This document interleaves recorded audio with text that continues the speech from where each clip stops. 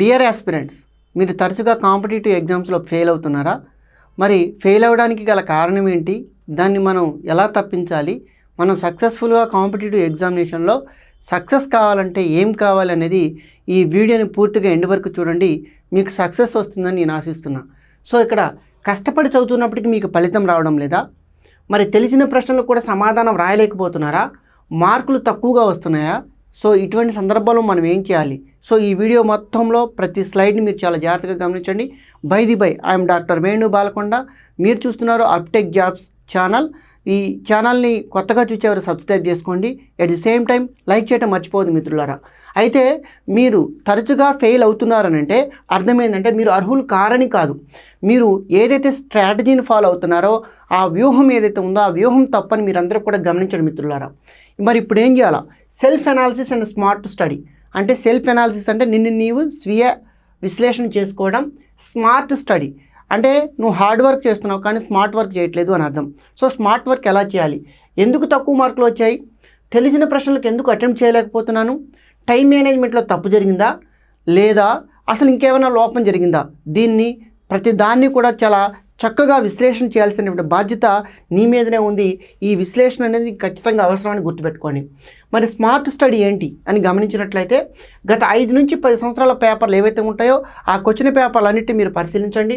తరచుగా ఆ previous question పేపర్లో వచ్చే రిపీటెడ్ టాపిక్స్ ఏవైతే ఉంటాయో వాటన్నిటిని గుర్తించండి. 60 నుంచి 70% ప్రశ్నలు రిపీటెడ్ టాపిక్స్ నుంచి వస్తున్నాయని గమనించండి. ఒక తెలివైన అభ్యర్థి ఏవైతే రిపీటెడ్ టాపిక్స్ ఉన్నాయో వాటి మీద ముందుగా ఫోకస్ పెడతాడు. ఏ కాంపిటేటివ్ ఎగ్జామ్నైనా 60 నుంచి 70% మార్కులు తెచ్చుకుంటే ఆ కాంపిటేటివ్ ఎగ్జామ్లో జాబ్ ఖచ్చితంగా వస్తుందని గమనించండి. సో ఆ రిపీటెడ్ టాపిక్స్ని గుర్తించండి, వాటి మీద బాగా పట్టు సాధించండి. 100% సిలబస్ కంటే ఈ ముఖ్యమైన టాపిక్స్ మీద ఫోకస్ పెడితే ఎగ్జామినేషన్లో మీరు ఖచ్చితంగా సక్సెస్ అవుతారని గమనించండి. మరి క్వశ్చన్ ప్రాక్టీస్. ఈ క్వశ్చన్ ప్రాక్టీస్ ఎట్లా చేయాలి, రివిజన్ స్ట్రాటజీ ఎట్లా ఉండాలి అనేది మనం ఇప్పుడు చూద్దాం. మరి చదివిన అంశాలను ప్రశ్నలుగా మార్చండి. ఎగ్జామినర్ ఏం చేస్తారు? మీరు ఎగ్జామినర్ అనుకోండి. మీరు ఎగ్జామినర్ స్థానంలో ఉండి ఎగ్జామినర్ ఏం చేస్తే మీరు ఆ క్వశ్చన్కి సమాధానం రాయగలుగుతారని మీరు ఎగ్జామినర్గా ఉండి ఆ ప్రశ్న తయారు చేయడానికి ప్రయత్నం చేయండి. ఒక టాపిక్ చదివిన వెంటనే 20 నుంచి 30 మల్టిపుల్ చాయిస్ క్వశ్చన్స్ ఏవైతే ఉంటాయో వాటన్నిటిని ఖచ్చితంగా చేయండి.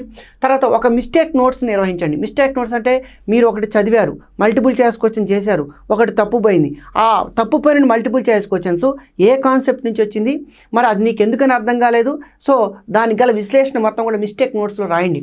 సో తర్వాత తప్పుల ద్వారానే ఎక్కువ నేర్చుకుంటారు. మీరు ఎన్ని ఎక్కువ తప్పులు చేస్తే అంత ఎక్కువగా నేర్చుకుంటారని గుర్తుపెట్టుకోండి. కానీ చాలామంది ఏం చేస్తుంటారు, తప్పు చేశామని అసలు మల్టిపుల్ చాయిస్ క్వశ్చన్స్ కానీ ఎగ్జామ్స్ కానీ సెల్ఫ్ ఎవాల్యుయేషన్ కానీ చేసుకోరు. ఇది చాలా మిస్టేక్.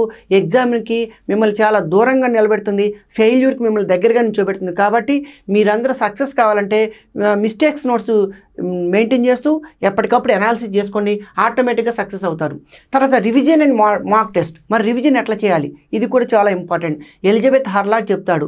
ఎలిజబెత్ హర్లాక్ ఒకరోజు చదివిన వెంటనే నీవు 50% మర్చిపోతావు, 7 రోజుల తర్వాత 90% మర్చిపోతావు, 30 రోజుల తర్వాత పూర్తిగా మర్చిపోతావు. కాబట్టి చదివిన తర్వాత ఒకరోజు ఏదైనా విషయాన్ని చదివితే ఫస్ట్ రోజు రివిజన్ చేయండి, 7వ రోజు మళ్ళీ రివిజన్ చేయండి. అదే టాపిక్ని 30వ రోజు కూడా రివిజన్ చేస్తే మీరు చదువుకుంది గుర్తుంటుంది. మరి మాక్ టెస్ట్ శిక్ష కాదు, శిక్షణ. మీరు మాక్ టెస్ట్ ఏదైతే చేస్తున్నారో ఆ మాక్ టెస్ట్ అనేది మీరు శిక్షగా భావించవద్దు. అది మీకు ట్రైనింగ్ ఇచ్చేటటువంటి ఒక పెద్ద దేవత గురువు అని మీరు భావించండి. తర్వాత నెక్స్ట్ ప్రిపరేషన్ మధ్యలోనే మాక్ టెస్ట్ రాయాలి. ఈచ్ అండ్ ఎవ్రీ టాపిక్ మీరు ఎప్పటికప్పుడు మాక్ టెస్ట్ చేస్తూ సెల్ఫ్ ఎవాల్యుయేషన్ చేసుకుంటూ ముందుకు వెళ్తే ఎగ్జామినేషన్లో సక్సెస్ కావడానికి అవకాశం ఉంటుంది. ఇక అన్నిటికంటే ముఖ్యంగా మీరు ఎగ్జామినేషన్లో మార్కులు తక్కువగా రావడానికి కారణం ఏంటంటే time management, at the same time exam strategy మీ దగ్గర లేకపోవడం. మరి ఈ టైం మేనేజ్మెంట్ ఎట్లా ఉండాలి? తెలిసిన సమాధానానికి కూడా మీరు తప్పు సమాధానం పెడుతున్నారు అంటే అర్థం ఏంటంటే ఎగ్జామినేషన్లో టైం సరిపోక ఒత్తిడి ఎక్కువగా ఉండి మీరు స్ట్రెస్కి లోనవుతున్నారని అర్థం. సో కాబట్టి ఇక్కడ మీరు చేయాల్సిన అంశం ఏంటంటే ఖచ్చితంగా టైం మేనేజ్మెంట్ చేయాలి. టైం మేనేజ్మెంట్ కోసం మీరు ప్రాక్టీస్ ఎక్కువగా చేయాలి, మాక్ టెస్ట్లు రాయాలి. This is very very important. తర్వాత ఈజీ ప్రశ్నలు ముందుగా అటెంప్ట్ చేయాలి. ఎందుకంటే ఎగ్జామినేషన్లో హార్డ్ ప్రశ్నకి ఈజీ ప్రశ్నకి సేమ్ మార్కులు కాబట్టి ముందర ఈజీ ప్రశ్నలు అన్నింటి ముందుగా చేయండి. తర్వాత హార్డ్ క్వశ్చన్స్ తర్వాత అటెంప్ట్ చేయండి. కష్టమైన వాటిని తర్వాత చేయండి, చాలా ఇంపార్టెంట్ అండి. తర్వాత ఇలా చేయడం వల్ల మీరు టైం మేనేజ్మెంట్ అవుతుంది, స్ట్రెస్ తక్కువగా ఉంటుంది, సక్సెస్ కావడానికి అవకాశం ఎక్కువగా ఉంటుంది. మరి ఎగ్జామ్ హాల్ స్ట్రాటజీ ఎలా ఉండాలి? ఇచ్చిన పేపర్ మొత్తాన్ని పైన ఒకసారి ఓవరాల్గా ఒకసారి స్కాన్ చేయండి. సులభమైన వాటిని ముందుగా పూర్తి చేయండి. సమయాన్ని భాగాలుగా విభజించుకోండి. ఆ భాగాలుగా విభజించుకొని మీకంటూ ఒక సెల్ఫ్ స్ట్రాటజీ ప్రకారం ముందుకెళ్ళండి. ఆటోమేటిక్గా సక్సెస్ అవుతారు. మరి సక్సెస్ మైండ్ సెట్ ఎలా ఉంటుంది? మరి ఎవరైతే ఎగ్జామినేషన్లో ఎవరైతే జాబ్ పొందారో సక్సెసర్ యొక్క మైండ్ సెట్ ఎలా ఉంటుందంటే, వెంటనే మరో పరీక్షకు వెళ్ళకండి. This is very very important. మీరు తప్పు చేశారు, ఫెయిల్ అయ్యారు, కానీ వెంటనే మీరే ఎగ్జామ్కి వెళ్ళకండి. ఎందుకని? ఇక్కడ మీరు గమనించాల్సిన అంశం ఏంటంటే, ఇక్కడ ఎందుకు తప్పు చేశామనేది అనాలిసిస్ చేసుకోండి. ముందుగా పాత పేపర్ని విశ్లేషించండి. పాత పేపర్లు ఎక్కడ తప్పులు జరిగాయో చూడండి. తర్వాత నెక్స్ట్ పోలికలు వద్దు. అతనికి జాబ్ వచ్చింది, అతను మంచిగా చేస్తున్నాడని చెప్పి మిమ్మల్ని మీరు వేరే వాళ్ళతో పోల్చుకోకండి. ఎందుకంటే మీ బ్యాక్గ్రౌండ్ వేరు, వాళ్ళ బ్యాక్గ్రౌండ్ వేరు. తర్వాత at the same time me academic style వేరు, వాళ్ళ అకాడమిక్ స్టైల్ వేరు. మీ మీడియం వేరు, వాళ్ళ మీడియం వేరు. వాళ్ళు కోచింగ్ తీసుకోవచ్చు, మీరు తీసుకోకపోవచ్చు.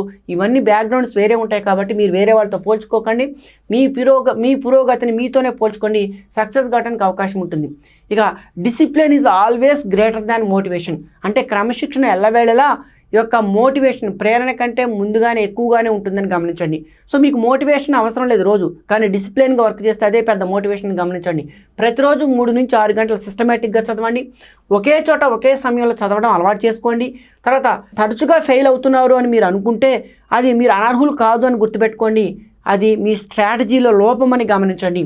మీరు వ్యూహాన్ని మార్చుకోవాలి ఖచ్చితంగా అని గుర్తుపెట్టుకోవాలి. మీరు సరైన వ్యూహంతో ముందుకెళ్తే మీరు ఖచ్చితంగా విజయం సాధిస్తారు అని గుర్తుపెట్టుకోండి. ఐ థింక్ మీ అందరికీ ఈ వీడియో నచ్చిందని అనుకుంటున్నా. ఈ వీడియో నచ్చితే లైక్ చేయండి, షేర్ చేయండి, సబ్స్క్రైబ్ చేసుకోవటం మర్చిపోవద్దు. Thank you one and all.